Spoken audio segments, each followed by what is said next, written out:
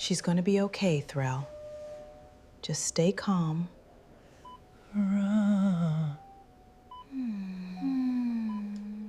6 months after Brookhaven, the portal humming quietly under Ballard Street had become as ordinary to the town as the Water Tower or the Tuesday Farmers Market.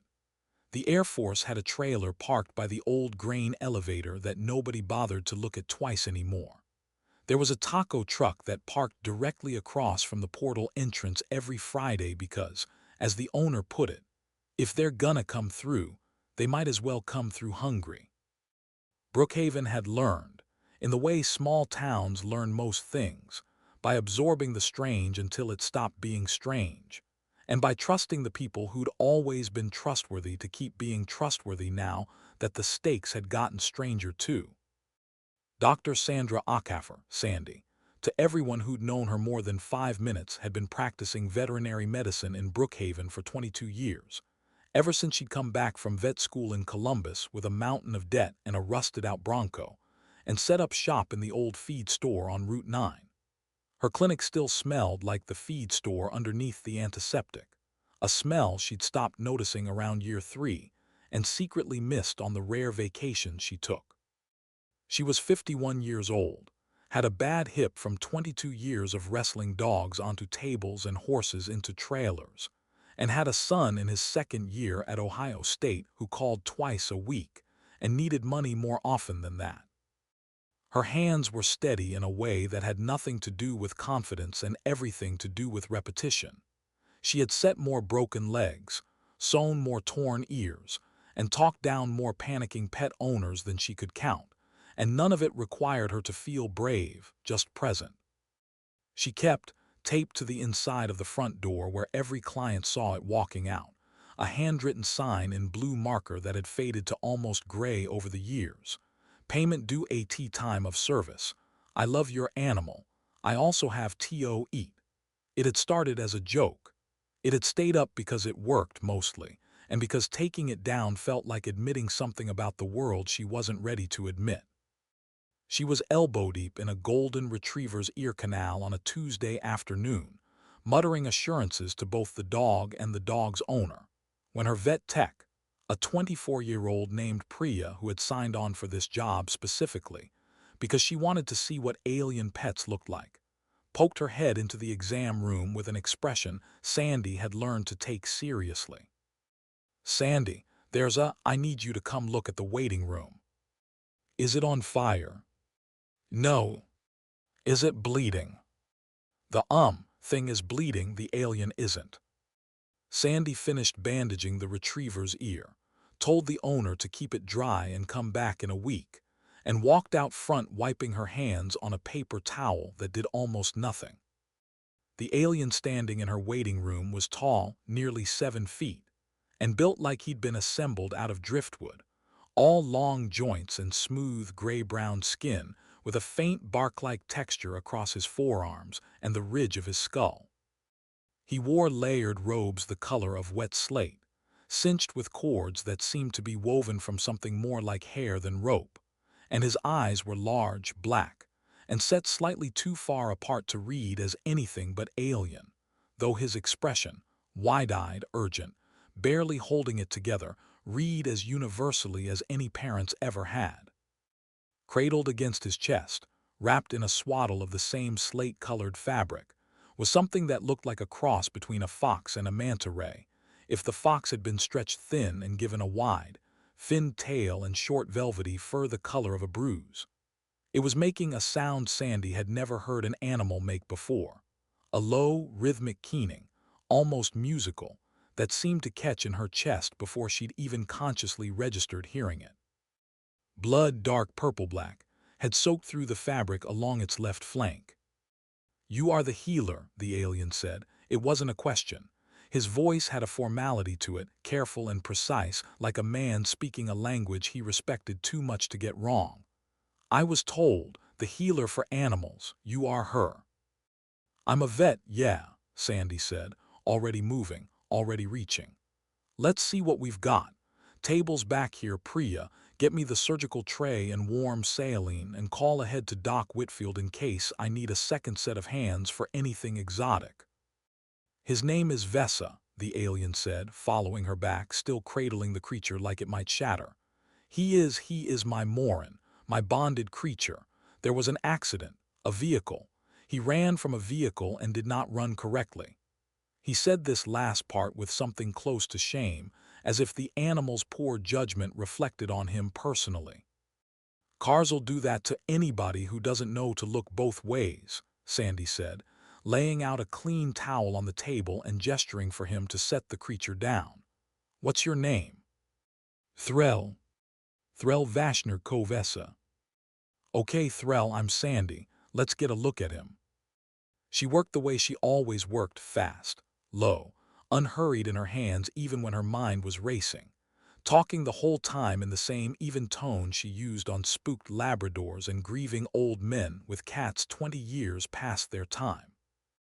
The Morin's wound was a deep laceration along the ribs, not arterial, thank God, but deep enough that it had nicked something under the muscle that was leaking a thin, faintly luminescent fluid Sandy had never seen in 22 years of practice, and was not going to pretend she understood. She cleaned it, found no obvious foreign material, and made the call any vet makes 100 times a career.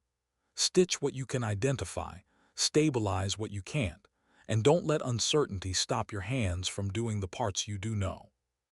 Threll stood at the head of the table the entire time, one long-fingered hand resting against the Morin's skull, murmuring something in a language that sounded like wind moving through dry reeds. The keening sound the creature made softened gradually into something closer to a low purr, and Sandy noticed, she could not notice, that every time she made a decisive movement, a clean cut of suture thread, a firm and practiced knot, Threll's shoulders eased fractionally, like her competence itself was medicine. 40 minutes later, Vesa was stitched, bandaged, and sedated enough to sleep off the worst of the adrenaline, curled on a heated blanket in a recovery kennel with his fan tail draped over the edge like a throw rug. Threll had not moved from beside the table the entire time. When Sandy finally straightened up, rolling her bad hip with a wince she didn't bother hiding anymore, he turned to her with an expression she couldn't quite place.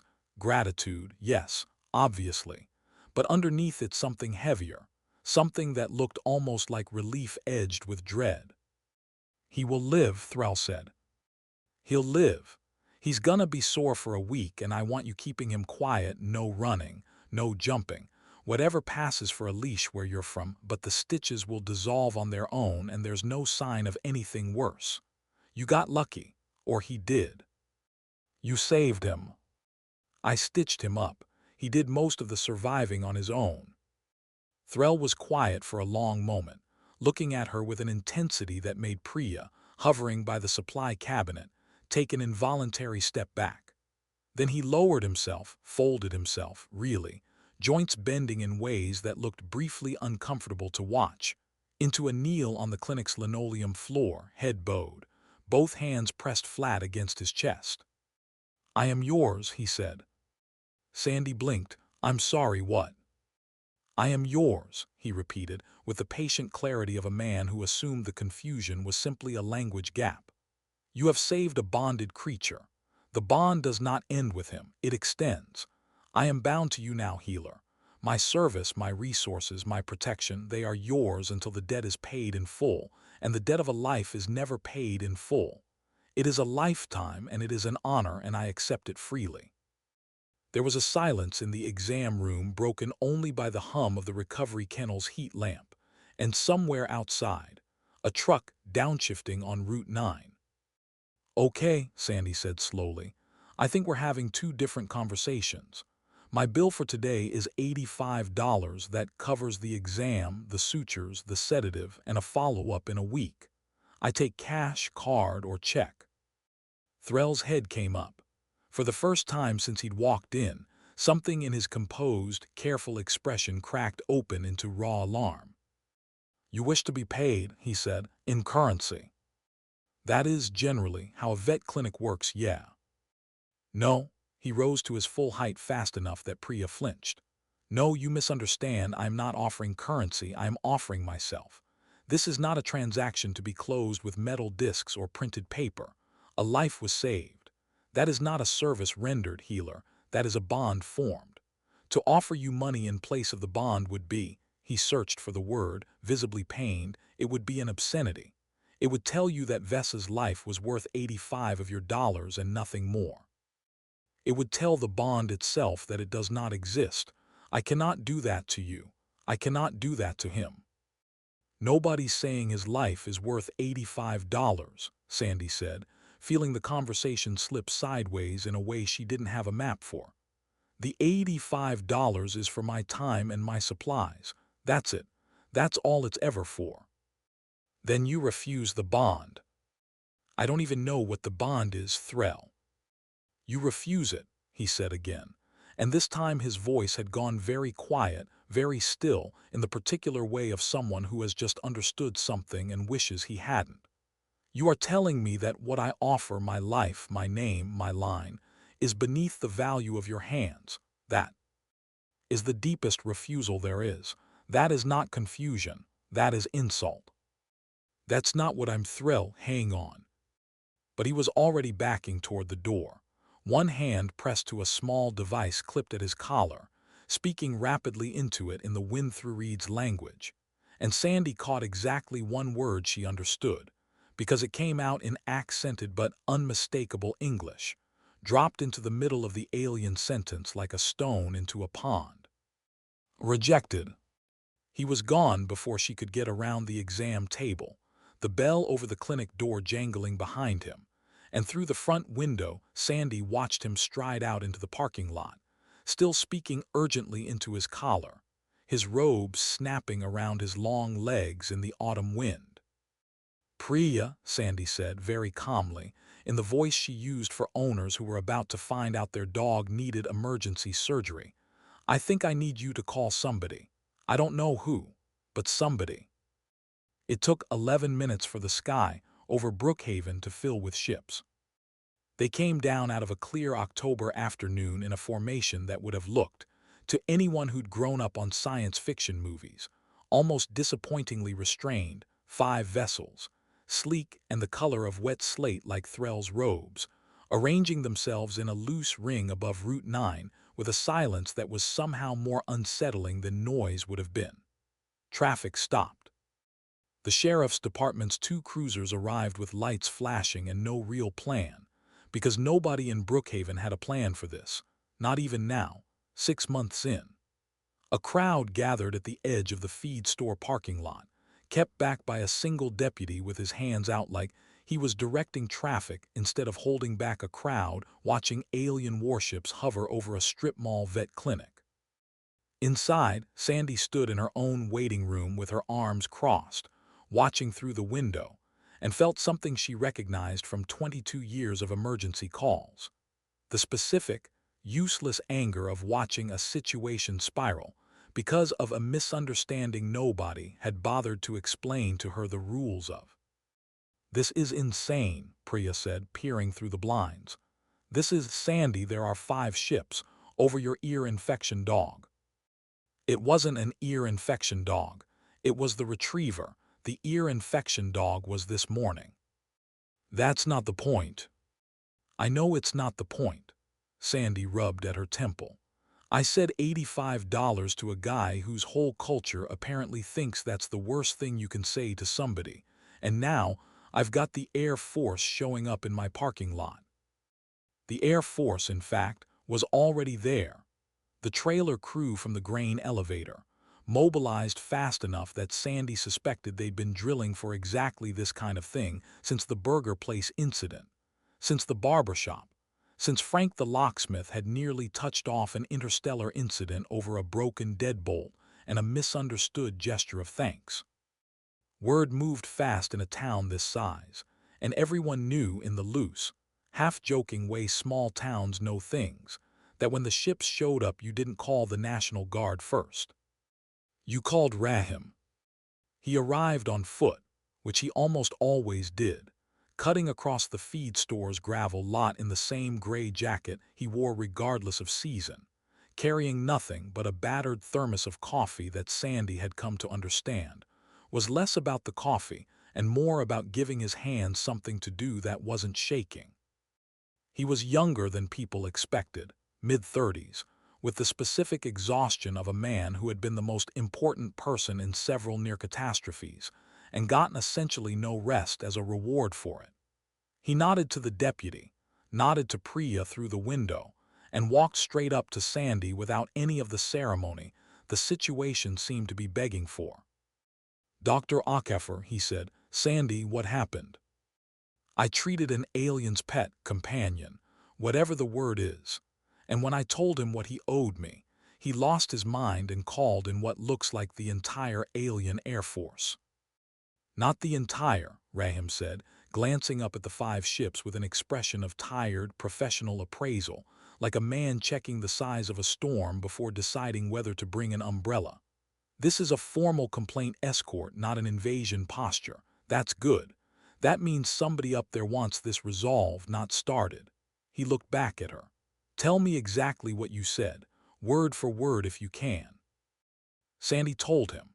The car, the wound, the stitches, the kneeling, the offer of himself, the $85, the word obscenity, the word insult.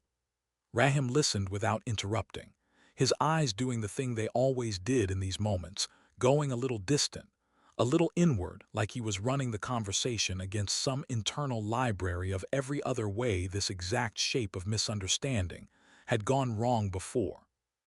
"Okay," he said, "In ally. Here's what I think happened, and you can correct me. In his culture, when you save a bonded creature, an animal that's soul-linked or whatever their word for it is to a specific person, you don't just save the animal. You inherit a piece of the relationship between that animal and its person. That's not a metaphor to them. That's a real, structural thing, probably has a name, probably has legal weight in whatever passes for their legal system. When he offered himself to you, he wasn't being dramatic. He thought he was doing the correct, respectful, only thing available to him. And then you named a price, which in his framework wasn't you asking to be paid. It was you telling him the bond he'd just offered, the whole weight of what saving Vesa meant to him, was worth less than a lunch bill." "I didn't know any of that," Sandy said. "How was I supposed to know that?" "You weren't. That's not the problem. The problem is he doesn't know you didn't know it, and right now, up there," Rahim tilted his head toward the ships, "somebody's deciding whether this town just told one of their own that a life is cheap. That's the fire I need to put out before anybody gets to explain nuance." A shape was already descending from the lead vessel. Not a shuttle exactly, more like a section of the ship's underside simply detaching, unfolding, and lowering itself to the gravel lot with a soft hydraulic sigh. When it opened, the figure that stepped out was not Threll. She was shorter than Threll, more heavily built, with the same driftwood-toned skin but marked across the cheekbones and down the throat with pale ceremonial striations that looked etched rather than painted. And she wore robes of a deep, formal black shot through with threads that caught the light like the fabric was full of a fine, moving dust. She surveyed the parking lot, the deputy, the crowd, the vet clinic, Sandy, Rahim, with the unhurried, cataloging gaze of someone whose entire job was assessment. "I am adjudicator Neth Koravane," she said, in English clean enough that Sandy suspected she'd been briefed on the language specifically for this. "I have been asked to determine whether the healer of this town has committed the refusal against the bond of Threll Vashner Kovesa. This is a formal inquiry. Its outcome carries weight." Her eyes moved to Sandy directly. "You are the healer." "I'm the vet, yeah," Sandy said. "Dr. Sandra Okafor. And with respect, ma'am, I didn't refuse anything I understood I was being offered." "That is precisely what I am here to determine," the adjudicator said, and something in the flatness of her tone suggested this was not going to be a short conversation. They moved it inside, at Rahim's insistence. Less audience, less pressure, better odds nobody says something they can't take back. And the exam room, of all places, became the site of the negotiation, with Vesa sleeping off his sedative 6 feet away in the recovery kennel, twitching his fan tail in whatever dream a Morin has after being hit by a car. Threll stood near the kennel, arms crossed tight over his chest in a posture Sandy now recognized. Having spent the last hour reading everything Rahim could tell her about alien body language on the walk over, as deep discomfort rather than anger. He would not look directly at her. The adjudicator stood at the center of the room like she owned it, Rahim beside her with his thermos and his patience, and Priya hovering in the doorway with the specific stillness of a 24-year-old, trying very hard not to be the reason an interstellar incident got worse. "Explain to me," the adjudicator said to Sandy, "in your own understanding what occurred." Sandy took a breath. She'd had an hour to think about how to say this, and she decided in the end not to overthink it, because overthinking it was exactly the kind of thing that had gotten her into this room in the first place. "An animal got hurt. Somebody brought it to me because that's my job. I fix hurt animals. That's what I've done for 22 years. I stitched him up, made sure he wasn't gonna bleed out or get infected, and gave him something for the pain. That took about 40 minutes, and it cost me supplies I have to buy, and it's time I could have spent on the 4 other animals I had booked today. When it was done, I told him what he owed me for that time and those supplies. $85. That's not a special number. That's what I charge everybody, human or otherwise, for a laceration repair with sedation. I wasn't measuring the value of his bond or his creature or whatever it is you call it.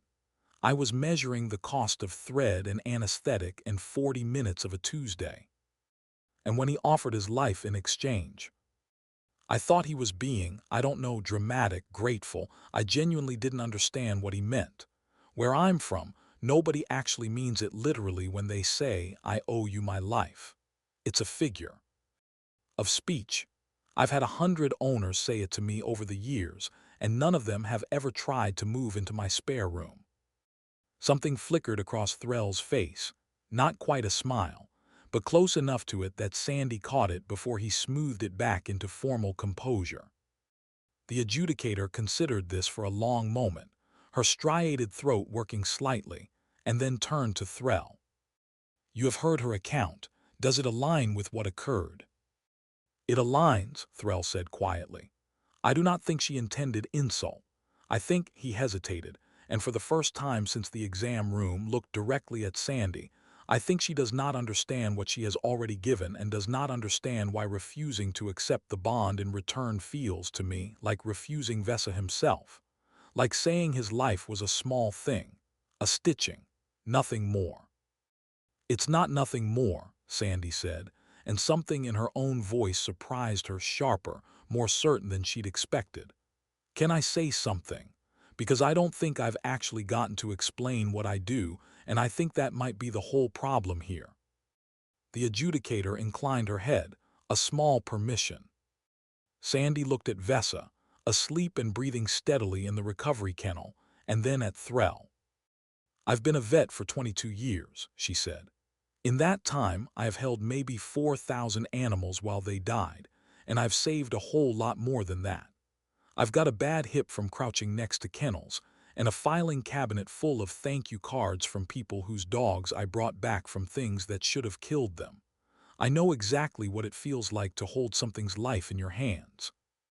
I know what it costs, emotionally, to do that over and over, year after year, and still show up the next morning and do it again for a stranger's cat. That is not nothing to me. It has never once in 22 years been nothing to me. But here's the thing, Threll. If I let myself believe that every single time I save something I owe that creature, or that creature's person, a piece of my life forever, I would have burned out and quit this job before I turned 30. I would have had nothing left.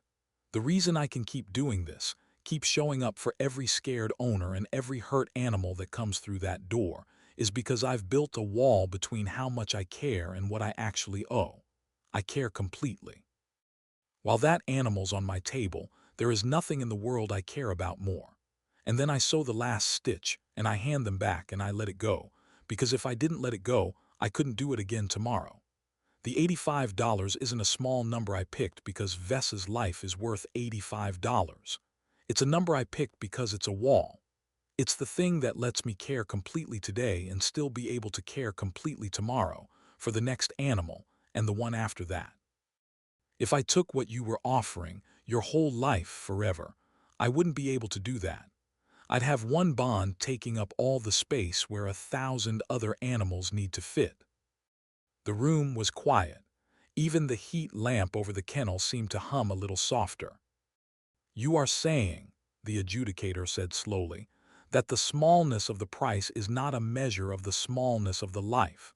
It is a professional boundary, a structure that permits the healer to continue healing. That's exactly it, Rahim said quietly from the corner, in the tone of a man watching something click into place that he hadn't had to force. Where we're from, doctors, healers, the good ones, the ones who last, they all learn some version of this. You care with everything you've got while the patient's in front of you. And then you have to be able to walk away clean or you won't be there for the next one. It's not coldness. It's how the caring survives. Threll was quiet for a long moment, looking down at his own hands. On my world, he said finally, a healer who saves a bonded creature does become bound, forever. It is considered the highest honor a healer can receive, and it is also, I will admit, part of why so few choose to become healers at all. The weight compounds. A healer who has saved 40 bonded creatures carries 40 lifetimes of debt owed to them and 40 families bound to their service, and it is, he searched for the word, it is a heavy way to live. Some healers do not survive it, not the debt. The weight. Sounds like it, Sandy said gently. You have found another way, Threll said, and it wasn't quite a question. We had to. There's too many animals and not enough of us for it to work any other way. The adjudicator studied Sandy for a long moment, then turned to Threll, and something passed between them in their own language, low and quick, that Rahim didn't try to interrupt or translate. Finally, the adjudicator turned back to the room.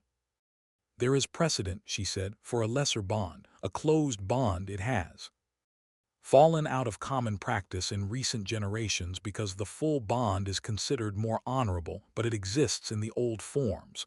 It is called the Aethrin mark. It acknowledges the debt without extending it indefinitely. It closes on its own by design at the end of a single cycle. She looked to Sandy. Would you accept this, healer? It is not currency. It is not nothing either. It would require you to wear a mark, and to understand what it means while you wear it, and then to let it end when it ends. Depends what it involves, Sandy said, which got the faintest exhale of something like amusement out of Rahim, standing in the corner. I'm not agreeing to grow a tail. No tail, Threll said, and this time the almost smile made it all the way to a real one, brief and startled like he hadn't expected to find anything funny today. A cord, woven from Vessa's undercoat since it is his life that began this. It is tied at the wrist. It carries a small charge, drawn from the bonded creature itself, that fades gradually over one full turning of my homeworld's moon, a little under 6 of your weeks. While it holds color, the debt is open, and I am obligated to answer if you call for my aid in any matter of any size. When the color fades entirely, the debt is considered honorably closed. No further obligation, no further insult in either direction. And the $85, Sandy asked. Also paid, Threll said, with the specific solemnity of a man determined to get every part of this exactly right this time. Both may exist, the debt of the bond and the price of the service. I understand now that they are not in competition. One does not erase the other. Sandy looked at the adjudicator, who gave a single, formal nod, and then at Rahim, who shrugged in a way that clearly meant this is about as clean a resolution as you're going to get. Take it. Okay, Sandy said. 6 weeks, 1 cord, $85, and if you call me for aid, I reserve the right to tell you it's a bad idea if it actually is one. Deal. Deal, Threll said, and for the first time since he'd walked through her door, he looked, underneath the alien bone structure and the ceremonial robes, exactly like every other worried pet owner Sandy had ever talked down off a ledge. Relieved. A little embarrassed. Deeply, quietly grateful. The cord ceremony, if it could even be called that, since Threll performed it with the brisk, practical efficiency of a man tying a shoelace, rather than the gravity Sandy had braced for, took about 90 seconds. He produced from within his robes a length of soft, dark fiber that did, in fact, look suspiciously like it had been combed directly out of Vessa's coat sometime in the last hour, wound it 3 times around Sandy's wrist, and tied it off with a small, tight knot that glowed, faintly and briefly, a deep violet blue before settling into an ordinary-looking bracelet that Sandy could have bought at any craft fair in Ohio. "It will fade," Threll said. "Gradually. You will not need to watch for it, it simply ends the way these things should."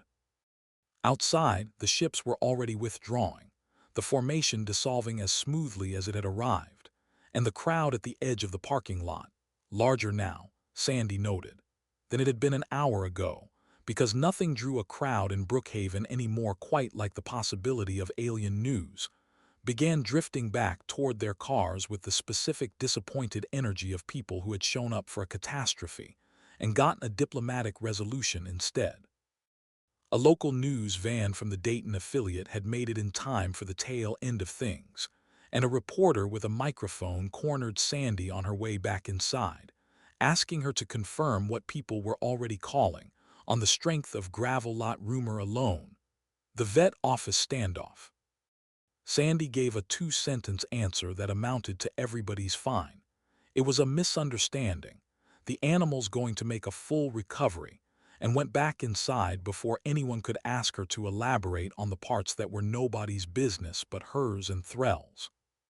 Denny the barber called that evening, because Denny called every time something happened, ever since his own incident with a homesick alien, and a request for a proper severing that had turned out to mean something considerably more ceremonial than a haircut. "Heard you had 5 ships in your parking lot," he said, with the specific relish of a man who'd survived his own version of this and now got to enjoy other people's. "Cameron wants to know if you want a free burger. Says it's tradition now. First contact discount." "Tell Cameron I'll take him up on it," Sandy said. "Once I'm sure I'm not gonna get sued by whatever the alien equivalent of a malpractice board is." "There isn't one," Raham said, from where he was still sitting in her waiting room, finishing the last of his thermos coffee before heading home, looking, for the first time all aft. "Noon like a man who might actually get to rest for a few hours. I checked, you're clear." Vessa woke up around 8 that evening, groggy but alert, and immediately tried to lick the bandage off his own ribs, which Sandy took as an excellent prognostic sign. Threll sat beside the kennel for the last hour before closing, not speaking much, just present, one hand resting lightly against the wire mesh, and Sandy, cleaning instruments at the counter, half listening, found herself thinking about the 40 imaginary healers he'd mentioned, the ones who hadn't survived the weight of 40 compounding lifetimes, and felt something she hadn't expected to feel toward a total stranger from another planet, a kind of professional kinship. A shared understanding of what it costs to care for a living, and what it takes to build the kind of wall that lets you keep doing it. "You'll want to bring him back in a week," she told Threll, as he finally rose to leave, Vessa cradled once more against his chest, calmer now, silent, fur growing back over the shaved patch along his ribs already visible as the faintest dark shadow. "Check the stitches, make sure nothing's pulling. No charge for the follow-up, that's just how I do it." Threll paused at the door and looked down at the cord still wound around Sandy's wrist, its violet blue glow already, almost imperceptibly, a shade dimmer than it had been that afternoon. "6 weeks, he said. 6 weeks, Sandy agreed. "Try not to need me for anything before then. My hip can't take another 5-ship afternoon." He made a sound she'd come to recognize, over the course of one long day, as an alien laugh, low, rare, and entirely genuine, and walked out into the Ohio evening with his Morin held close, past the taco truck still parked across the street, past the deputy finally standing down from his post, past the last of the news vans packing up their cables, toward wherever it was he came from when he wasn't in her parking lot. For the rest of that first week, the clinic phone rang more than it had in the previous 3 months combined, mostly reporters and mostly people Sandy had no interest in talking to. But a handful of the calls were from other vets, one from Columbus, one from as far as Pittsburgh, asking, in the careful, professional tone of colleagues who didn't want to sound like they were gossiping, whether it was true that she'd negotiated an entirely new category of alien custom into existence over a golden retriever's ear infection and a mantifox with a car problem. Sandy corrected the ear infection detail every single time, out of some stubborn need for the facts to be right even when the facts didn't matter to anyone but her, and found herself, by the third or fourth call, actually enjoying the conversations. There was something steadying about talking shop with people who understood, without her having to explain it, what it meant to hold something's life in your hands for a living. None of them had dealt with an alien client yet. All of them, she suspected, eventually would. Priya, for her part, spent the following Monday morning building a laminated one-page reference sheet. Interspecies client intake. What to ask before you say a number out loud. That she taped up behind the front desk without asking permission, and that Sandy, examining it that afternoon between appointments, found she didn't have the heart to take down. It was blunt, a little overcautious, clearly written by someone who never wanted to watch 5 warships descend on a gravel parking lot again, and it was, Sandy had to admit, exactly the kind of practical, unglamorous fix the job called for. Not a philosophy, a checklist.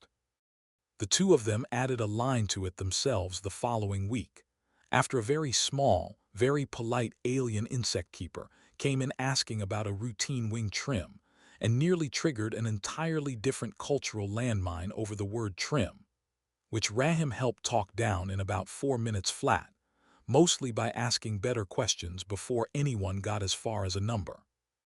Under a headline considerably less dramatic than the crowd's rumors had promised, no mention of standoffs or near wars, just a quiet piece about an evolving diplomatic understanding between Brookhaven's veterinary community and its interstellar neighbors, which Sandy privately thought was the single most boring possible description of the worst Tuesday of her professional life, and was grateful for exactly that. Rahim stopped by the clinic 3 days later, not for any official reason, just passing by on one of his long walks around town that had become, since the portal opened, less about exercise and more about keeping a quiet, informal watch on how the town was adjusting. He found Sandy in the back, restocking suture kits, the cord on her wrist noticeably paler than it had been that first evening. "How's it fading?" he asked. "Little by little. Vessa's doing great, by the way, brought I.M. in yesterday, stitches holding, ribs healing clean." She held up her wrist, examining the cord's faded glow with something between clinical curiosity and genuine fondness. Strange thing to get attached to. A bracelet that's designed to disappear. "Most of the good ones are," Rahim said, and there was something tired and a little philosophical in it that made Sandy suspect he wasn't just talking about the cord. He'd been doing this for 6 months now. Cameron's burger place, Denny's barbershop, Frank's locksmith shop, a tow truck driver named Mike who'd nearly caused an actual war over what turned out to be a deeply misunderstood gesture of gratitude. And each time, Sandy imagined, he walked into the middle of it with a little less certainty that talking would work and a little more evidence, stacking up quietly behind him, that it always somehow did. "You ever get tired of being the guy who has to explain everybody to everybody else?" Sandy asked. Rahim thought about it for longer than the question probably deserved. "Every time," he said, "and then it works out and somebody gives me coffee and I figure I'll do it again next time it happens." He nodded toward the recovery kennel, where a very ordinary golden retriever was currently sleeping off a routine spay. "Doesn't seem like it's slowing down." "No," Sandy agreed. "Guess we're all just gonna keep figuring it out one Tuesday at a time." The cord finished fading exactly 6 weeks later, on a gray Thursday in late November, the violet-blue glow dimming so gradually that Sandy only noticed it was gone entirely when she went to wash her hands before a surgery and realized her wrist looked, for the first time in over a month, completely ordinary. She stood at the sink for a second longer than she needed to, looking at the pale, unremarkable skin where the cord had been, and felt, unexpectedly, a small pang of something like loss, not for the obligation which she hadn't wanted in the first place, but for the reminder it had been. A promise that had done exactly what it said it would do, and then, with no drama and no ceremony, let go. Out front, taped to the inside of the door where it had always been, the old handwritten sign still hung, a little more faded now than it had been 6 weeks ago, the marker gone nearly silver with age and sunlight. Payment due at time of service. I love your animal. I also have to eat.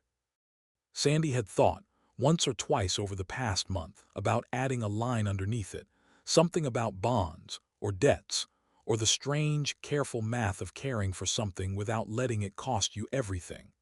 But in the end she left it exactly as it was, because the old sign, it turned out, had already been saying the truest thing she knew. It just hadn't known yet how far that truth would have to travel.